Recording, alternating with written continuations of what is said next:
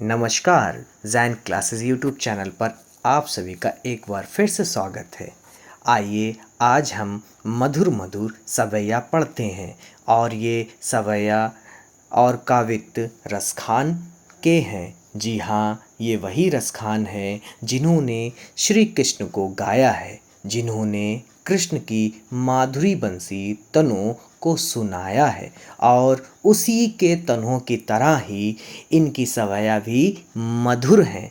जिस प्रकार श्री कृष्ण की बांसुरी के तने गोपियों के मन को चुरा लिया करती थी, ठीक उसी तरह रसखान के सवैया भी पढ़ने वाले का मन को हर लेती है।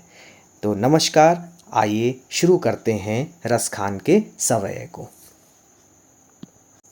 मानुष हो तो वही रस खानी, बसों ब्रज गोकुल गाँव के ग्वारन। और जो पशु हो तो कहाँ बस मेरो, चरो नित नंद की धेनु मझारन।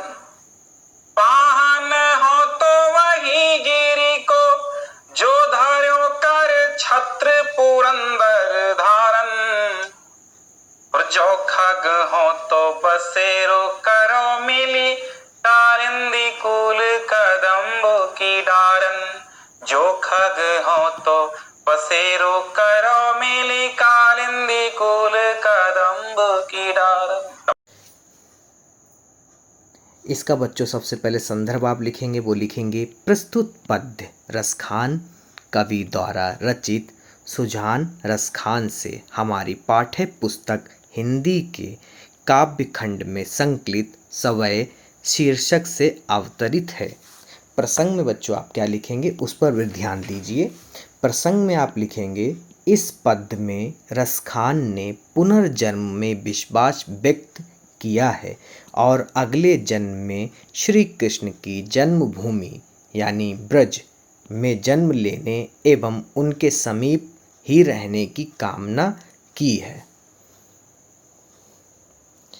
इसकी अगर आप व्याख्या करेंगे तो किस तरह करेंगे, देखिए पहले हेडिंग डालेंगे व्याख्या, फिर इसमें लिखेंगे रसखान कवि कहते हैं कि हे भगवान, मैं मृत्यु के बाद अगले जन्म में यदि मनुष्य के रूप में जन्म प्राप्त करूं, तो मेरी इच्छा है कि मैं ब्रज भूमि में गोकुल के ग्वालों के मध्य निवास करूं। यदि मैं पशु योनि में जन्म ग्रहण करूं, जिसमें मेरा कोई वंश नहीं है, फिर भी मेरी इच्छा है कि मैं नंद जी की गायों के बीच विचरण करता रहूं। यदि मैं अगले जन्म में भी पत्थर ही बना तो भी मेरी इच्छा है कि मैं उसी गोवर्धन पर्वत का पत्थर बनूं, जिसे आपने इंद्र का घमंड चूर करने के लिए उसे जलमग्न होने से गोकुल ग्राम की रक्षा करने के लिए अपनी अंगुली पर छते के सामान उठा लिया था। यदि मुझे पंछी योनि में भी जन्म लेना पड़ता तो मेरी इच्छा है कि मैं यमुना नदी के किनारे स्थित कदम्ब वृक्ष की शाखाओं पर ही निवास करूं। तो बच्चों, ये था आपका रसखान के पहले पद्यांश जो बहुत इम्पॉर्टेंट है, उसकी व्याख्या। ठीक है, तो दूसरा पद्यांश जो है, जैसा कि मैंने आपको पहले ही कहा है कि जैन क्लासेस आपके लिए सिर्फ और सिर्फ इम्पॉर्टेंट चीज़ें लाएगा, उसी प्रकार आपको सिर्फ रसखान के काव्यित्त से तो कुछ नहीं पूछा गया अभी तक, मगर सवैये के 2 पद्यांश पूछे जाते हैं। तो पहला पद्यांश की मैंने व्याख्या आपको ऊपर बता दी है। अब पढ़ते हैं दूसरा पद्यांश।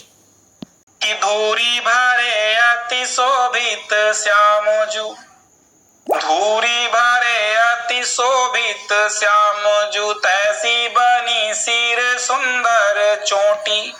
खेलत खात फिरे अंगना, पग पैजनी बाजत पीरी का छोटी। वाचा को रस खान बिलोकत वारत काम कला निज कोटि। काग के भाग बड़े सजनी हरि हाथों सो ले गयो माखन रोटी। पद्यांश को सुना, अब इसके प्रसंग को हम आपको पढ़ के बता देते हैं। जैसे कि प्रसंग में आप देख सकते हैं कि इस पद्यांश में कह क्या रहा है रसखान, उसको बताते हैं आपको। इसे पद्य में कवि ने बालक कृष्ण के मोहक रूप का चित्रण किया है। श्री कृष्ण के सौंदर्य को देखकर एक गोपी अपने सखी से उसके सौंदर्य का वर्णन करती है। तो व्याख्या कैसे होगी बच्चों, वो भी देख लीजिए। क्या कहती है गोपी, जब दूसरी गोपी से कहती है अपनी सहेली से, हे सखी, श्याम वर्ण के कृष्ण धूल से धूसरित हैं और अत्यधिक शोभायमान हो रहे हैं, वैसे ही उनके सिर पर सुंदर चोटी सुशोभित हो रही है। वे खेलते और खाते हुए अपने घर के आंगन में विचरण कर रहे हैं। उनके पैरों में पायल बज रही है और वे पीले रंग की छोटी सी धोती पहने हुए हैं।